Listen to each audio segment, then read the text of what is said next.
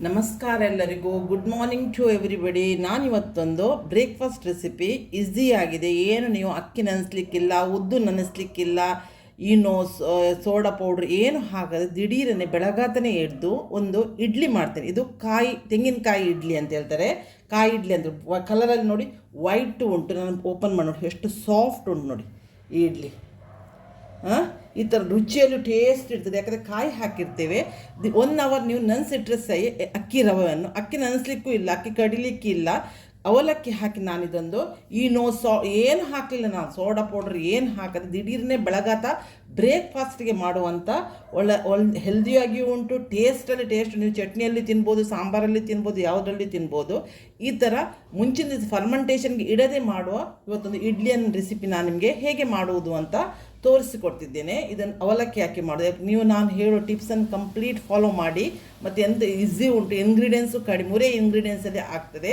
ಮತ್ತು ನಾನು ಹೇಳೋದನ್ನು ಕಂಪ್ಲೀಟಾಗಿ ಕ್ಲೀನಾಗಿ ವಿಡಿಯೋ ನೋಡಿ, ಆಗ ನಿಮಗೂ ದಿಢೀರನೇ ಮಾಡ್ಬೋದು ಈ ಇಡ್ಲಿಯನ್ನು. ಏನು ಪ್ರಾಬ್ಲಮ್ ಇಲ್ಲ. ಕೆಲವರಿಗೆ ಉದ್ದಿ ತಿನ್ನಬಾರ್ದು ಅಂತ ಕೆಲವರು ಹೆಲ್ತ್ ಇಶ್ಯೂಸ್ ಇದ್ದವರಿಗೆಲ್ಲ ಇರ್ತದೆ. ಸೊ ಅಂಥವ್ರಿಗೆ ಇದು ದಿ ಬೆಸ್ಟ್ ಬ್ರೇಕ್ಫಾಸ್ಟ್.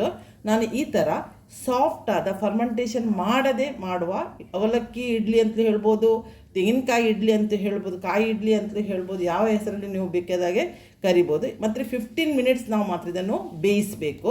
ಅದನ್ನು ನೆನಪಿಟ್ಕೊಳ್ಳಿ. ನಾನು ಹೇಳೋ ರೂಲ್ಸನ್ನೆಲ್ಲ ಫಾಲೋ ಮಾಡಿ ನಾನೀಗ ಈ ದಿಢೀರನೆ ಮಾಡೋ ಇಡ್ಲಿಯನ್ನು ಹೇಗೆ ಮಾಡೋದಂತ ತಿಳಿಸಿಕೊಡ್ತಿದ್ದೇನೆ. ಬನ್ನಿ ನೋಡಿ ಕಲಿಯಿರಿ.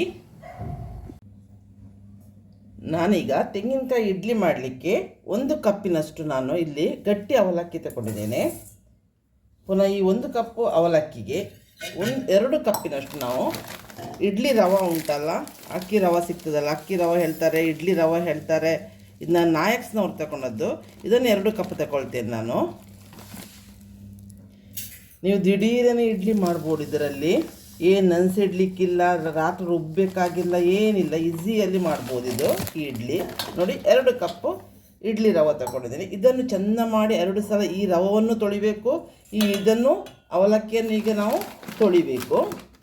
ತೊಳೆದು ಕ್ಲೀನ್ ಮಾಡಿ ನಾವೀಗ ಇದನ್ನು ಮಾಡುವ. ಫಸ್ಟಿಗೆ ನಾನು ರವೆ ತೊಳಿತೇನೆ. ರವೆ ತೊಳೆಯುವಾಗ ಏನು ಮಾಡಬೇಕಂತ ನಾನು ಸ್ಟಾರ್ಟಿಂಗ್ ಯಾಕೆ ರವೆ ತೊಳೆದಂತ ಅದನ್ನು ಹೇಳ್ತೇನೆ ನಾನು ನಿಮಗೆ. ರವೆ ತೊಳೆದ ಕೂಡಲೇ ಅದರ ನೀರು ಉಂಟಲ್ಲ, ಅದರಲ್ಲಿ ನಾವು ರವೆ ಕೂಡ ಹೋಗ್ತದೆ. ಅದಕ್ಕೆ ಸ್ವಲ್ಪ ಹೊತ್ತು ನಾವು ಇದನ್ನು ರೆಸ್ಟಿಗೆ ಇಟ್ಟುಬಿಟ್ಟು ಅದರ ನೀರು ಉಳಿತದಲ್ಲ, ಅದನ್ನೆಲ್ಲ ನಾವು ಇದನ್ನು ತೆಗಿಬೇಕು. ಸ್ವಲ್ಪ ಹೊತ್ತು ಇಡುವ. ಈಗ ನಾನು ಅವಲಕ್ಕಿಗೆ ನೀರು ಹಾಕ್ತೇನೆ ತೊಳಿಲಿಕ್ಕೆ. ಇದನ್ನು ಹಾಗೆ 2 ರಿಂದ 3 ಸಲ ಅವಲಕ್ಕಿಯನ್ನು ಚೆಂದ ಮಾಡಿದ ಧೂಳೆಲ್ಲ ತೆಗಿಬೇಕು ನಾವು. ಇದನ್ನು ನೀರು ತೆಗಿತಾ ಇದ್ದೆ ನೋಡಿ. ಈಗ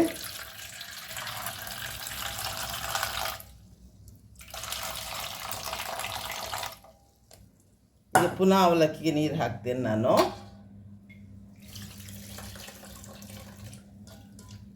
ಈಗ ಅವಲಕ್ಕಿ ನೀರು ಹಾಕಿದ್ದೆ ನೋಡಿ. ಈಗ ಇದನ್ನು ನೀರು ತೆಗಿತೇನೆ ನಾನು. ಆಗ ನೋಡಿ ಮೇಲೆ ಬಂದಿರ್ತದೆ ಎಲ್ಲ, ಇಲ್ಲ ರವೆ ಪಾಸ್ ಆಗ್ತದಂತಷ್ಟೇ. ಈಗ ಪುನಃ ನಾನು ಇದಕ್ಕೆ ನೀರು ಹಾಕ್ತೇನೆ. ಇದನ್ನು ಚೆಂದ ಮಾಡಿ ತೊಳಿತೇನೆ. ಒಂದು 2 ಸಲ ತೊಳಿಬೇಕು. ಈಗ ನೋಡಿ ಇದೆರಡನ್ನು 2 ಸಲ ತೊಳೆದೆ ನಾನು. ಇದಕ್ಕೆ ಸ್ವಲ್ಪ ನೀರು ಹಾಕಿ ನಾನು ಅರ್ಧ ಗಂಟೆ ನಾವು ಇದು ಸಾಫ್ಟ್ ಆಗಲಿಕ್ಕೆ ಅವಲಕ್ಕಿ ಬಿಡುವ. ಅವಲಕ್ಕಿ ನೆನೆಸೋಲರಿಗೆ ನಾವು ನೀರು ಹಾಕಬೇಕು. ಇದಕ್ಕೂ ಹಾಗೆ ಆಗ ಸ್ವಲ್ಪ ಸಾಫ್ಟ್ ಆಗ್ತದೆ. ದಿಢೀರನೆ ನಾವೊಂದು ಕೂಡಲೇ ಮಾಡೋದಿಲ್ಲ. ಹಾಫ್ ಆನ್ ಅವರ್ ನಾವು ಇದನ್ನು ಹಾಫ್ ಆನ್ ಅವರ್ ಟು 1/4 ಗಂಟೆ ನೀವು ಇಡ್ಬೋದು. ಆಗೆಲ್ಲ ಅಕ್ಕಿ ನೋಡಿ ಇದು ಕೂಡ ದೊಡ್ಡದಾಗಿ ಇದಾಗ್ತದೆ. ಅವಲಕ್ಕಿಯನ್ನು ಹಾಗೆ ನಾನು ಈಗ ನೀರು ಹಾಕಿ ನೆನೆಸಿಟ್ಟಿದ್ದೇನೆ. ಈಗ ನಾನು ಅರ್ಧ ಗಂಟೆ ನಂತರ ಇದಕ್ಕೆ ಈಗ ನಾನು 1 ಕಪ್ಪು ಅವಲಕ್ಕಿಗೆ 2 ಕಪ್ಪು ರವೆ ತಗೊಂಡದಲ್ಲ, ಇನ್ನು 1 ಕಪ್ಪು ಮೊಸರು ಹಾಕಿ ರುಬ್ಲಿಕ್ಕುಂಟು ಮಿಕ್ಸಿ ಜಾರಲ್ಲಿ, ಅಷ್ಟೇ ಇರುವುದು, ಮತ್ತು ಏನು ಹಾಕಲಿಕ್ಕಿಲ್ಲ. ಈಗ ನಾನು ನಿಮಗೆ ಹಾಫ್ ಆನ್ ಅವರ್ ಬಿಟ್ಟು ನಾನು ಇದನ್ನು ರುಬ್ಬಿ ತೋರಿಸ್ತೇನೆ. ನಾನಿಲ್ಲಿಗೆ ಮಿಕ್ಸಿ ಜಾರ್ ತೊಗೊಂಡಿದ್ದೇನೆ ನೋಡಿ. ಈಗ 1 ಗಂಟೆ ಆಯ್ತು ನಾನು ನೆನೆಸಿಟ್ಟು ಅವಲಕ್ಕಿ ತೋರಿಸ್ತೇನೆ ನೋಡಿ. ಈ ಥರ ಸಾಫ್ಟ್ ಆಗಿರಬೇಕು ಅವಲಕ್ಕಿ. 1 ಗಂಟೆ ನೆನೆಸಿಟ್ರೆ ಭಾರಿ ಒಳ್ಳೆಯದಾಗ್ತದೆ. 3/4 ಗಂಟೆಯಿಂದ 1 ಗಂಟೆ ನೆನೆಸಿ ನೋಡಿ. ಈ ಥರ ಸಾಫ್ಟ್ ಆಗಿರಬೇಕು. ನೀರೆಲ್ಲ ಇದಾಗಿದೆ ನೋಡಿ. ನಾನಿಲ್ಲಿ ಈಗ 1 ಕಪ್ಪು ಪುನಃ ರಿಪೀಟ್ ಮಾಡ್ತೇನೆ ಅವಲಕ್ಕಿಗೆ. 2 ಕಪ್ಪು ರೈಸ್ ತಗೊಂಡಿದ್ದೇನೆ, ಅಕ್ಕಿ ರವೆ ತಗೊಂಡಿದ್ದೇನೆ. ಈಗ 1.5 ಕಪ್ಪು ಇದು ಹಾಗೆ 1 ಕಪ್ ಹಾಕಿದ್ರು ಸಾಕಾಗ್ತದೆ. ಬಟ್ 1.5 ಕಪ್ ಹಾಕಿದ್ರೆ ಟೇಸ್ಟ್ ಆಗ್ತದೆ, ಕಾಯಿದ್ದು ಒಳ್ಳೆ ಸ್ಮೆಲ್ ಬರ್ತದೆ. ಸೊ ನಾನಿಲ್ಲಿ 1.5 ಕಪ್ಪಿನಷ್ಟು ಕಾಯಿ ತುರಿ ಹಾಕ್ತೇನೆ ಗ್ರೈಂಡ್ ಮಾಡಲಿಕ್ಕೆ. ಈ ಅವಲಕ್ಕಿಯನ್ನು ಇದರ ನೀರಿರಬಾರ್ದು, ಹಿಂಡಿ ಬಿಟ್ಟು ನಾವು ಇದಕ್ಕೆ ಹಾಕುವ. ಇದೆಲ್ಲ ನೀರು ಎಳ್ಕೊಂಡಿದೆ. 1 ಗಂಟೆ ಮಾತ್ರ ನೀವು ನೆನೆಸಿಡಬೇಕು, ಇಟ್ಟರೆ ಒಳ್ಳೆಯದು. ಒಂದು ಅವಲಕ್ಕಿಯನ್ನು 2 ರಿಂದ 3 ಸಲ ತೊಳೆಯಿರಿ, ಅದರಲ್ಲಿ ಧೂಳೆಲ್ಲ ಇರ್ತದೆ. ಅಕ್ಕಿ ರವೆಯನ್ನು ಹಾಗೆ ತೊಳೆದು ನೆನೆಸಿಡ್ಲಿಕ್ಕೆ ಈಸಿ ಉಂಟು. ನಿಮ್ಗೆ ಏನು ಈನೋ ಸೋಡಾ ಏನು ಹಾಕುವ ಜಂಜಾಟವೇ ಇರುವುದಿಲ್ಲ. ಈಗ ನಾನು ಇದಕ್ಕೆ ಮೊಸರು ಹಾಕ್ತೇನೆ. 1 ಕಪ್ಪು ಮೊಸರು ಇದಕ್ಕೆ ಹಾಕ್ತೇನೆ. ಇದಕ್ಕೆ ಚೆಂದ ಮಾಡಿ ಗ್ರೈಂಡ್ ಮಾಡಿ ತರುವ. ನೀರೇನು ಹಾಕಲಿಕ್ಕಿಲ್ಲ. ನಾನಿಲ್ಲಿ ನೋಡಿ ನುಣ್ಣಗೆ ರುಬ್ಬಿ ತಂದಿದ್ದೇನೆ. ನೀವು ಇನ್ನೊಂದು ಟಿಪ್ಸ್ ಹೇಳ್ತೇನೆ. ಅವಲಕ್ಕಿಯನ್ನು ನಿಮಗೆ ನೆನೆಸಲಿಕ್ಕೆ 1-3/4 ಗಂಟೆ ಆದರೆ ರುಬ್ಬುವಾಗ ಸ್ವಲ್ಪ ಟೈಟ್ ಆದರೆ ಒಂದು ಚೂರು ಸ್ವಲ್ಪವೇ ನೀರು ಹಾಕಿ ರುಬ್ಬಿ. ಅವಲಕ್ಕಿ ಒಳ್ಳೆ ನೆಂದಿದ್ರೆ 1 ಗಂಟೆಗೆ ನೆಂದಿದ್ರೆ ನಿಮಗೆ ರುಬ್ಬಲಿಕ್ಕೆ ಏನು ಪ್ರಾಬ್ಲಮ್ ಕೊಡೋದು. ನುಣ್ಣಗೆ ಮಾತ್ರ ರುಬ್ಬೇಕು ನೋಡಿ ಈ ಥರ. ಈಗ ನಾನು ಇದನ್ನು ಪಾತ್ರೆಗೆ ಶಿಫ್ಟ್ ಮಾಡ್ತೇನೆ.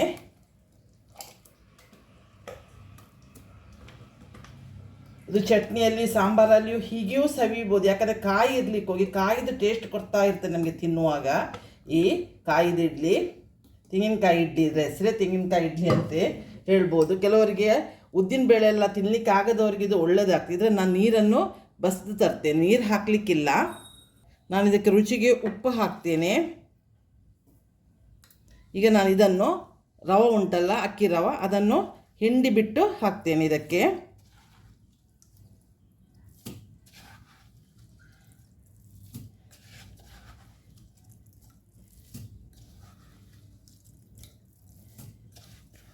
ಯಾಕಂದರೆ ನೀರು ಆದರೆ ಮತ್ತೆ ಕಷ್ಟ ಆಗ್ತದೆ. ಬೇಕಿದ್ದರೆ ಮತ್ತೆ ನಾವು ನೀರು ಹಾಕುವ. ಈ ಥರ ಹಿಂಡಿ ಬಿಟ್ಟು ನಾವು ಹಾಕಬೇಕು.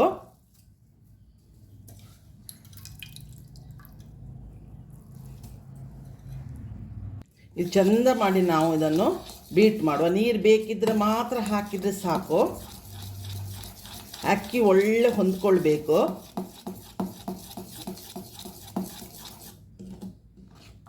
ನೋಡಿ ಇದಕ್ಕೆ ನೀರೇನು ಬೇಡ, ಕರೆಕ್ಟ್ ಉಂಟು. ಅದಕ್ಕೆ ನಾನು ಹೇಳಿದ್ದು. ನೀರು ಹಾಕೋದೊಂದು ನೀವು ಜಾಗ್ರತೆ ಮಾಡ್ಕೊಳ್ಳಿ. ಆದಷ್ಟು ನೀರನ್ನು ಕಡಿಮೆನೇ ಹಾಕಿ, ಬೇಕಾದಾಗ ಮತ್ತೆ ನಾವು ಆ್ಯಡ್ ಮಾಡ್ಬೋದು. ನೀರು ಹಾಕ್ಬೋದು, ಮೊಸರು ಬೇಕಿದ್ರೆ ಮೊಸರು ಹಾಕ್ಬೋದು. ನಿಮ್ಮದು ಹುಳಿ ಮೊಸರು ಇದ್ದರೆ. ನಾನೀಗ ಏನು ಹಾಕೋದಿಲ್ಲ. ಇದು ನಂದು ಕರೆಕ್ಟ್ ಉಂಟು ನೋಡಿ. ಇಡ್ಲಿ ಕನ್ಸಿಸ್ಟೆನ್ಸಿಯಲ್ಲಿ ಇಡ್ಲಿ ಹಿಟ್ಟು ನೀವು ಹೇಗೆ ಇದು ಮಾಡ್ತೀರ ಅದೇ ರೀತಿ ಚೆಂದ ಮಾಡಿ ಮಾತ್ರ. ಈಗ ಇದು ಅಕ್ಕಿ ರವೆ ಉಂಟಲ್ಲ ಅದರೊಟ್ಟಿಗೆ ಹೊಂದ್ಕೊಳ್ಬೇಕು ನಾವು ಅವಲಕ್ಕಿ ಮಿಕ್ಸ್ಚರ್ ಜೊತೆ. 1 ಗಂಟೆ ನೆನೆಸಿಡಬೇಕು. ಈ ಟಿಪ್ಸನ್ನು ನೀವು ಫಾಲೋ ಮಾಡಿದರೆ ಆಯಿತು. ಈಗ ನಾನು ಇಡ್ಲಿ ತಟ್ಟೆಗೆ ತೆಂಗಿನೆಣ್ಣೆ, ನಾನು ಯಾವಾಗಲೂ ತುಪ್ಪ ಹಾಕಿ ಗ್ರೀಸ್ ಮಾಡಿ ಮಾಡ್ತಿದ್ದೆ. ಇವತ್ತು ತುಪ್ಪ ಹಾಕಿದ ಕೂಡಲೇ ಸೈಡಲ್ಲಿ ನಾವು ಅಡಿಭಾಗ ವೈಟ್ ಎಲ್ಲೋ ಬರ್ತದೆ. ಸೊ ನಾನಿವತ್ತು ತೆಂಗಿನೆಣ್ಣೆಯಲ್ಲಿ, ತೆಂಗಿನಕಾಯಿ ಹಾಕಿದ್ದಲ್ಲ, ತೆಂಗಿನೆಣ್ಣೆಯಲ್ಲಿ ಇದಕ್ಕೆ ಗ್ರೀಸ್ ಮಾಡ್ತೇನೆ. ಎಲ್ಲ ತಟ್ಟೆಗೆ ತೆಂಗಿನೆಣ್ಣೆ ಗ್ರೀಸ್ ಮಾಡ್ತೇನೆ.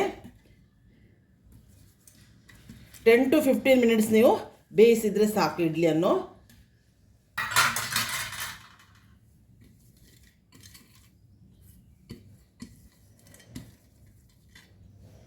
ಎಲ್ಲದಕ್ಕೂ ಗ್ರೀಸ್ ಮಾಡಿ ರೆಡಿ ಮಾಡ್ತೇನೆ.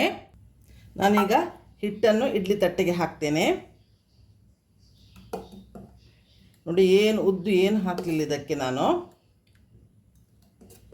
ಇದೇ ಥರ ಎಲ್ಲ ತಟ್ಟೆಗೆ ನಾನು ಎಣ್ಣೆ ಸವರಿದ ತಟ್ಟೆಗೆ ಒಂದೊಂದನ್ನೇ ಇಡ್ಲಿ ಹಿಟ್ಟನ್ನು ಹಾಕ್ತೇನೆ. ಒಂದೊಂದೇ ತಟ್ಟೆಗೆ.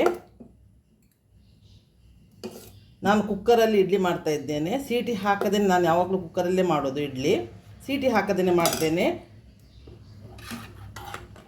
10 ಮಿನಿಟ್ಸ್ ಸಾಕಾಗ್ತದೆ. 10 to 15 ಮಿನಿಟ್ಸ್.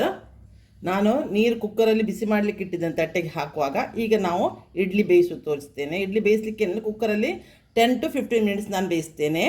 ನೀವು ಹಾಗೆ ಇಡ್ಲಿ ಪಾತ್ರೆಯಲ್ಲಿ ಬೇಯಿಸಿದ್ರೆ ನಂದು 10 ಮಿನಿಟ್ಸಲ್ಲಿ ಆಗ್ತದೆ. ನೀವು 10 to 15 ಮಿನಿಟ್ಸ್ ಅಂತ ಟೈಮನ್ನು ಸೆಟ್ಟಿಂಗ್ ಮಾಡಿಕೊಳ್ಳಿ. ನೋಡಿ ಕುಕ್ಕರಲ್ಲಿ ನೀರು ಕಾಯ್ತಾ ಉಂಟು. ನಾನು ಇಡ್ಲಿಯನ್ನು ಇಡ್ತೇನೆ. ಲಿಡ್ ಮುಚ್ಚಿ 10 ಮಿನಿಟ್ಸ್ ಬೇಯಿಸ್ತೇನೆ. ಬೆಂದ ನಂತರ ನಿಮಗೆ ತಂದು ತೋರಿಸ್ತೇನೆ. ನಾನೀಗ ನೋಡಿ ಇದು ತಣಿದಿದೆ. ತಣಿದ ನಂತರ ಇದು ಮಾಡ್ತೇನೆ ನೋಡಿ. ಈ ಥರ ಕಟ್ ಮಾಡಿ. ನೀವು ಇನ್ನೊಂದು ಟಿಪ್ಸ್ ಹೇಳ್ತೇನೆ. ತುಂಬ ಇದಕ್ಕೆ ಹಾಕಬೇಡಿ, ಸ್ವಲ್ಪನೇ ಹಾಕಿ, ಅದು ಉಬ್ಬಿ ಮೇಲೆ ಬರ್ತದೆ ನೋಡಿ. ಈ ಥರ ನೋಡಿ ಇಡ್ಲಿ ರೆಡಿ ಆಗ್ತದೆ ನೋಡಿ. ಈ ರೆಸಿಪಿ ಇಷ್ಟ ಆದರೆ ಇದಕ್ಕೊಂದು ನೋಡಿ ಇದಕ್ಕೊಂದು ಲೈಕ್ ಕೊಡಿ. ಸಬ್ಸ್ಕ್ರೈಬ್ ಆಗದವರು ಸಬ್ಸ್ಕ್ರೈಬ್ ಆಗಿ ನೋಡಿ. ನೋಡಿ ಏನು ಹಿಡ್ಕೊಳ್ಳೋದಿಲ್ಲ ಎಣ್ಣೆ ಸವರ್ಲಿಕ್ಕೆ ಹೋಗಿ. ಸಬ್ಸ್ಕ್ರೈಬ್ ಆಗದವರು ಸಬ್ಸ್ಕ್ರೈಬ್ ಆಗಿ ನೋಡಿ. ನಾನು ಬರೋ ಒಂದು ಒಳ್ಳೆ ವಿಡಿಯೋದಿಂದ ಬಂದು ನಿಮ್ಮನ್ನು ಮೀಟ್ ಆಗ್ತೇನೆ. ಅಲ್ಲಿವರೆಗೆ ಬಾಯ್, ಥ್ಯಾಂಕ್ ಯು.